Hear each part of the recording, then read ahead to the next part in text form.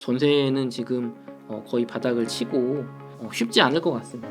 지금 그 시기까지 예측하기는 어렵지만 하락할 가능성을 70%로 보고 있습니다.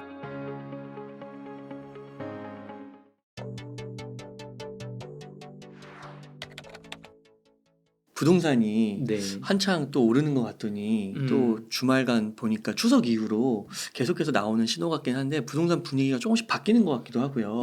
덕현님은 좀 어떻게 보고 계신가요?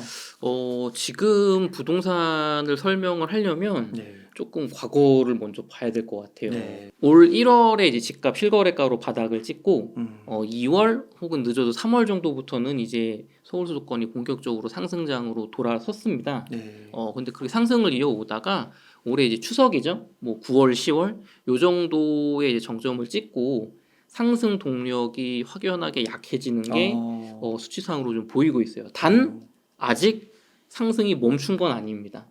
아직 멈춘 건 아니에요. 요거를 잘 보실 수 있는 지표가 여기 부동산 지인이라는 데 가시면은 그 매매가, 전세가의 이제 그 어떤 지수거든요. 이 부동산 지인이라는 사이트에서 만드는. 네. 보시면은 뭐 위로 지금 뭐 80 뭐 이렇게 종로 빼고는 도봉구 정도 빼고는 지금 플러스 상태로 있잖아요. 네.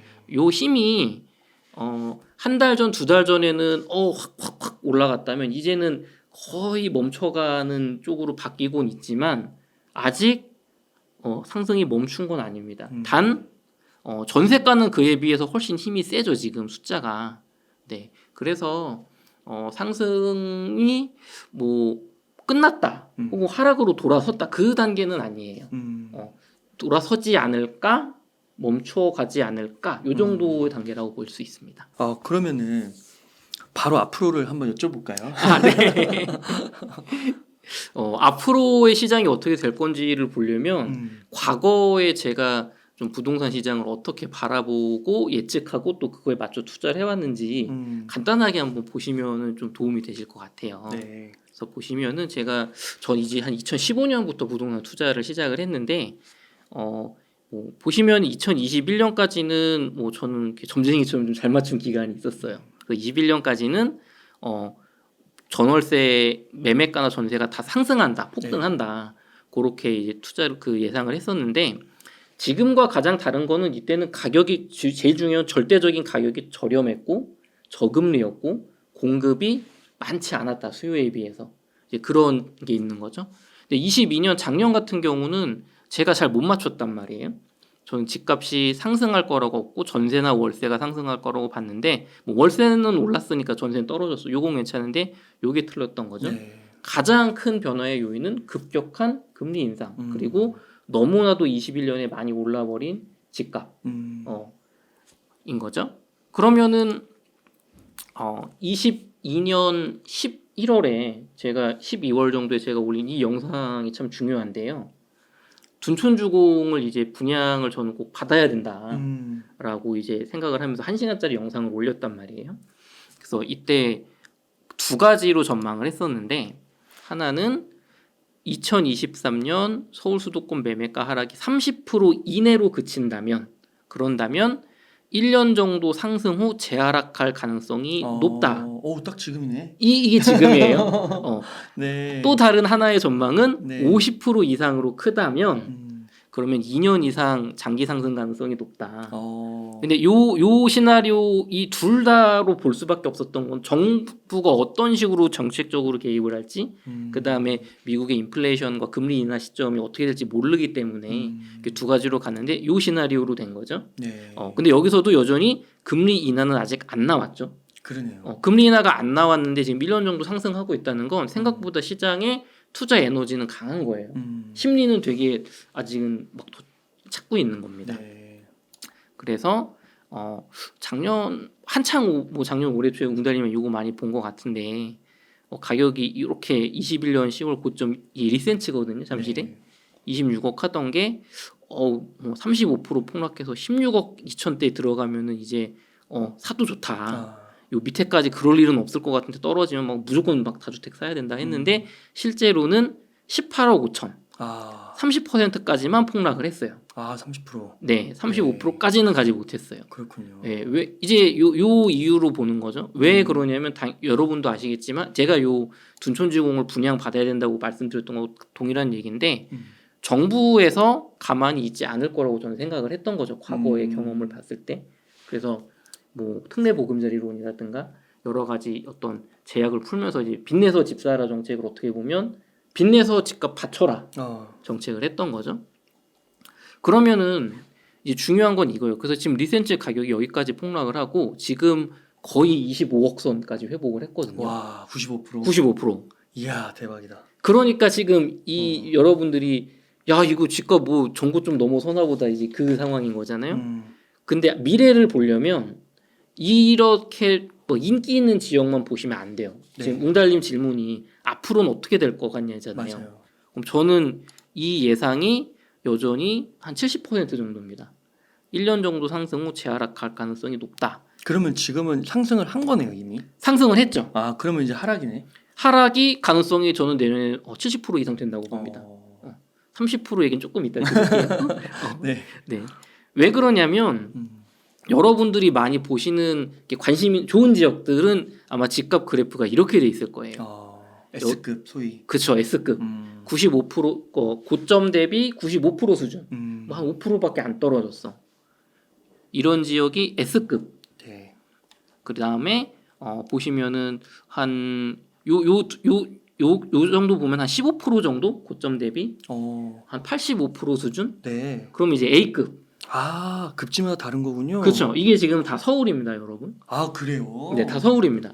서울 안에서 S급, A급을 나누시는 거군요. 그렇죠. 그 다음에 여기 같은 경우는 한 14억 5천, 14억 정도 갔다가 지금 한 11억에서 10억 정도 나오거든요. 네.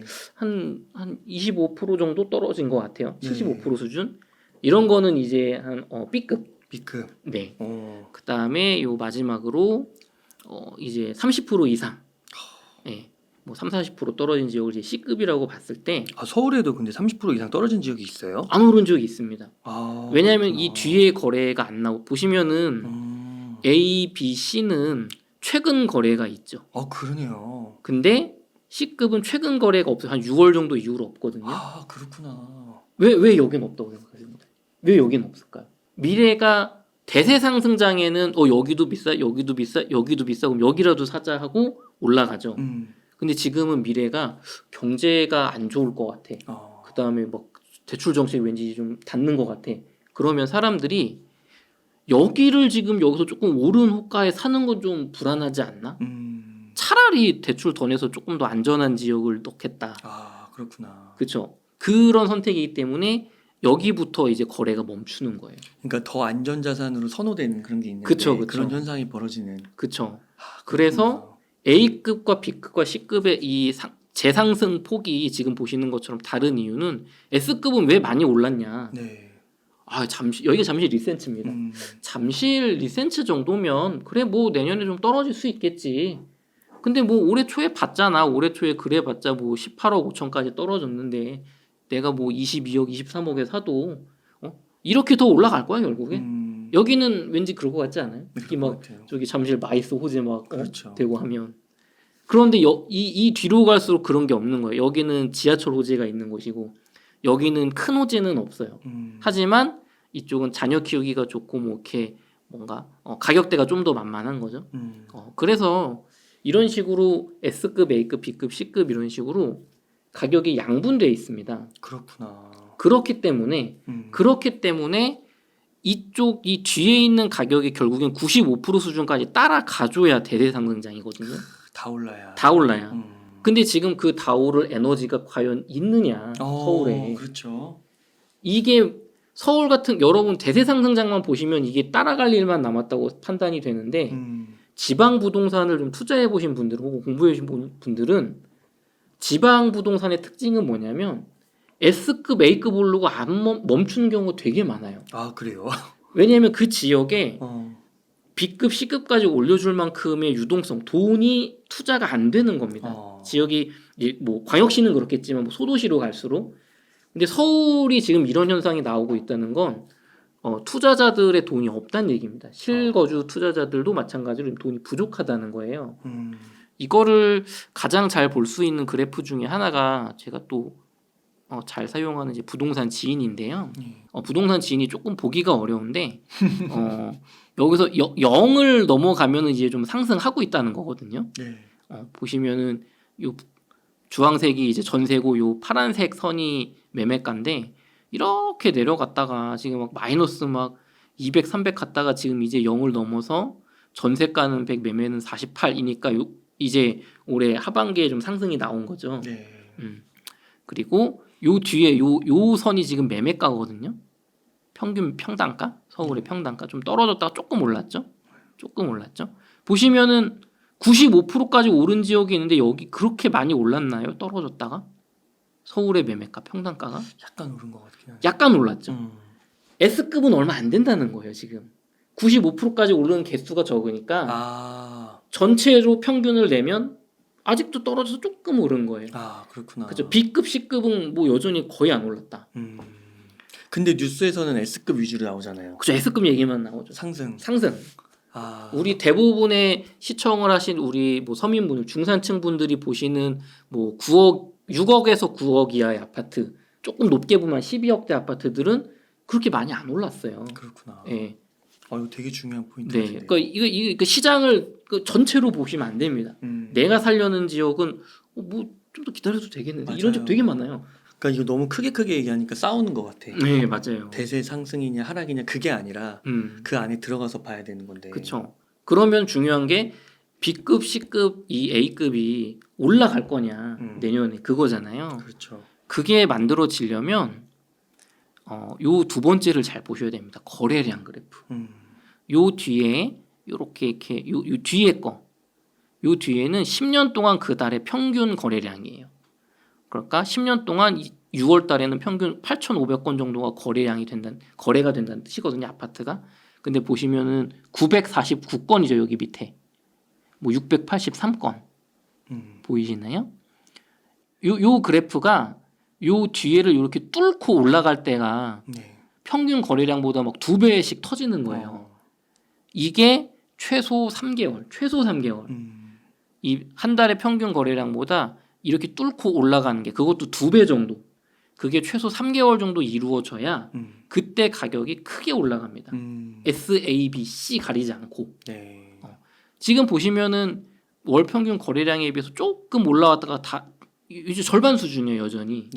대세 상승장으로 가기에는 한참 모자라요. 이 그래프가 어떤 때 우리 2009년도 정도 보시면은 2009년 상승도 요렇게 잠깐이지만 한 4개월 정도 평균보다 2배 정도 거래량이 터졌던 시기가 있었거든요.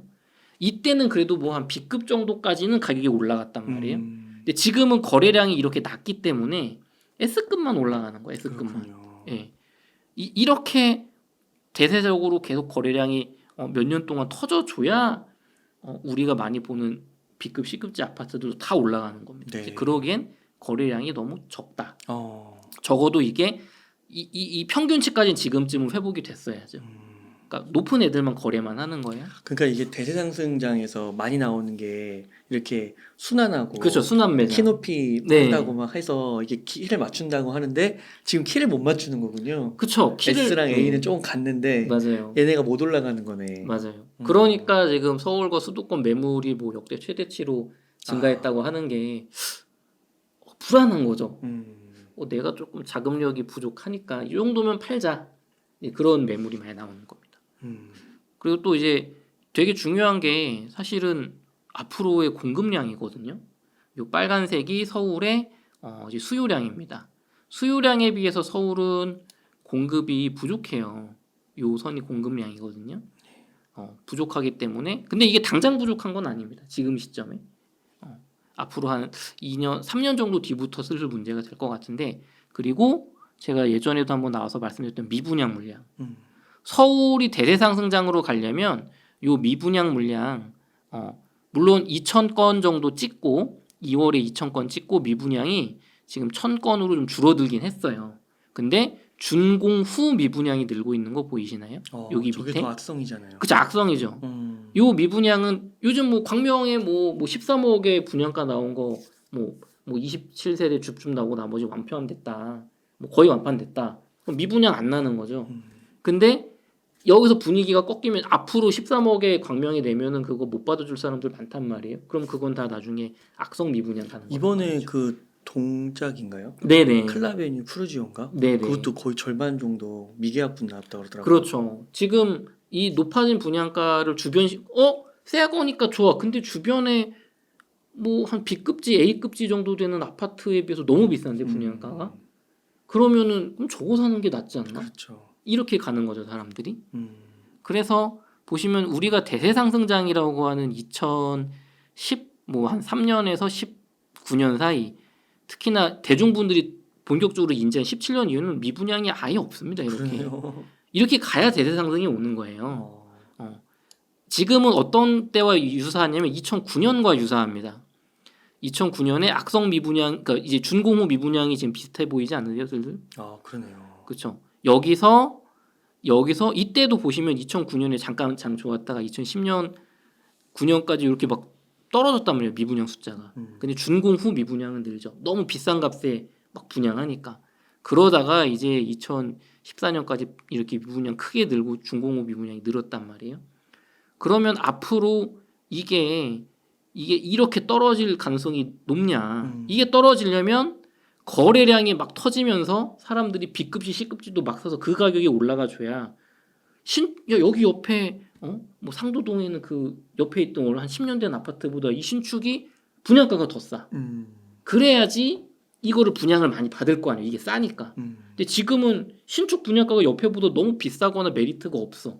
그러니까 미분양 나는 거잖아요. 네. 그러면은 지금 그래프로 봤을 때 내년에 상승할 힘이 없다.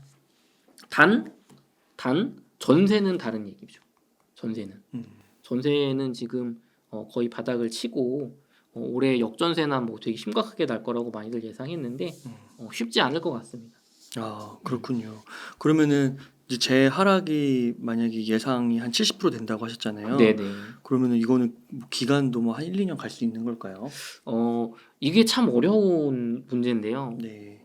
쪽집게처럼 뭐 2년 갑니다 하면 저도 좋을 것 같은데 정부의 정책과 어떤 우리나라 경제 사정에 따라서 작년 12월부터 올해 한 2월까지의 단기 폭락이 올 수도 있고 아니면 2년 정도 이제 꾸준히 떨어지는 그 두 가지가 모두 가능할 것 같아요. 지금 시점에서는 예측하기가 어렵다. 거기다 또 이제 고금리 또 다시 왔잖아요. 그렇죠. 금리가 여기서 한국은행이 금리를 어느 정도까지 미국을 따라 올라갈지 아니면 정부에서 정책적인 뭐 특례 보금자리론 같은 걸로 막아서 갈지 이번에 거품을 뺄지 또 총선 결과도 상당히 중요하거든요. 그래서 지금 그 시기까지 예측하기는 어렵지만 하락할 가능성을 70%로 보고 있습니다. 그렇군요. 그러면은 30%는 상승을 한다는 얘기신가요? 상승은 쉽지 않고요. A급지, B급, C급지가 S급지처럼 전고점 수준으로 이제 따라 키 맞추기를 하거나 혹은 뭐 강보합 정도, 뭐 보합 정도 가는 걸로 보는 거예요. 근데 이 경우에는 우리나라 경제 침체가 내년에 생각보다 심각하지 않고 정부에서 적극적으로 좀 집값과 전세값을 받쳐주는 정책을 한다는 그런 게 나왔을 경우에 그렇게 될 것 같아요. 그래서 매매가가 폭락하지 않는 시나리오, 하락하지 않는 시나리오가 나온다면 갭 투자의 조건이 점점 맞아지고 가는 거거든요. 그러니까 전세가가 크게 매매가는 유지되거나 조금씩 내려간 상태에서 전세가가 꾸준히 올라가면서 한 2025년 그 정도에는 이제 갭 투자 얘기가 많이 나오고 슬슬 갭 투자 가능 시기가 될 것 같아요. 그러면은 이거 되게 지난 2008년에서 2013년하고 되게 비슷한 거 아니에요? 그렇죠. 요 시나리오가 그 시나리오랑 맞는 거고 내년에 하락이 나오는데 급하게 떨어진다면 단기간에 그러면은 지금 전세가가 서울이 보통 한 45에서 55% 이 정도 나오거든요. 아직도 그거밖에 안 돼요? 네네. 그래서 뭐 10억짜리에 지금 전세가 뭐 5억 5천이다. 이 정도라고 해볼게요. 그럼 4억 5천 갭은 좀 부담되잖아요. 그렇죠. 근데 전세가는 내년 이맘때쯤에 한 6억 5천 정도까지 올라가고 내년 말에 그다음에 매매가 10억 하던 게 한 8억까지 떨어졌어요. 2%. 네. 그럼 1억 5천이면은 할 수 있지. 이제. 할 수 있죠. 그리고 아직 심리가 살아 있단 말이에요. 내년 정도까지면. 그러면은 빠른 갭 투자가 오면서 예전에 2008년에서 2013년 장과는 달리 좀 더 빠른 다이나믹한 변화가 있을 수가 있어요. 재상승이 또 빨리 온다거나 정부에서 그거에 맞춰 또 규제가 또 세게 와서 또 떨어진다거나 그러니까 대응이 되게 서로 빨라질 거고 그렇지 않고 제가 30% 확률로 보는 매매가는 지금 정도에서 뭐 보합 정도로 가면서 전세가가 꾸준히 올라준다면 그렇다면 한 내년은 그냥 전세만 좀 오르는 시기로 가고 2025년 하반기 혹은 2026년 정도부터는 전세가 없다, 전세가가 뛴다, 그리고 갭 투자가 시작된다가 만들어질 것 같아요. 그러니까 전세가는 왜 오르는 거예요? 왜냐하면은 매매가가 안 떨어져 준다면, 그쵸? 안 음. 떨어져 주면은 전세가 5억 5천인데 10억 주고 사는 건 좀 돈이 아깝잖아요. 그렇지 전세로 않겠어요? 수요가 몰리는 거군요. 그죠? 왜냐하면 좀 절반 가격에 살 수 있는데 앞으로 올라갈 것 같지도 않은데 굳이 살 필요가 없잖아요. 그럼 대다수의 우리 대중 투자자, 그러니까 투자자가 아닌 분들은 전세를 갑니다. 그렇죠. 예, 그러면 전세의 수요가 몰리죠. 지금은 전세가가 폭발적으로 못 올라갔던 거는 금리가 올라가면서 월세가 이득인 부분 기간이 상당히 길었기 때문에 올해 한 6월 정도까지. 근데 이제 금리가 또 다시 올라가면 월세로 돌겠지만 어쨌든 그래서 전세 매매가가 떨어져 주면은 전세 수요가 매매로 돌 수 있죠. 이 정도면 대출 받아서 내 집 사자. 근데 매매가가 안 떨어진다면 전세로 수요가 몰리면서 전세가가 빨리 올라갈 겁니다. 그러면은 지금부터 역전세보다는 전세가는 지금부터 뭐 스물스물이라도 오르는 것으로 봐야겠네요. 네, 전세는 올해 하반기에 역전세나는 큰 경제 침체나 위기가 없는 한 오기가 어려워 보이고요. 지금 생각보다 전세 수요가 많아서 굉장히 많아서 지금 뭐 바닥은 이미 친지 오래고 한 6월 정도에 바닥을 치고 전세는 계속 꾸준히 상승할 걸로 봅니다. 단 이제 상승 속도가 이제 줄어들겠죠. 이제 뭐 회복을 전세가가 많이 했기 때문에 이제 조금씩 야금야금 그래서 한 2년 뒤에 재계약하는데 뭐 5천만 원, 1억 정도 올라 있는 뭐 그런 수준으로 갈 것 같아요. 와, 이거 되게 신기하네요. 진짜 과거와 저는 이제 그때는 직접 경험한 게 아니라 네. 문서로만 그리고 인터뷰로만 이제 들은 건데 실제로 진짜 갭이 좋아지는 거네요. 그렇죠. 그런 현상이 벌어지는 거네. 네네. 그래서 신문 기사 잘 찾아보시면 되게 비슷한 거 많아요. 2009년에도 PF 대출 터진다, 뭐 역전세 난다, 그다음에 뭐 공급이 부족하지 않다, 막 그런 얘기 다 나왔거든요. 그다음 지금처럼 근데 왜 이렇게 고분양가야? 네. 다 똑같은 이게 돌고 도는 얘기거든요.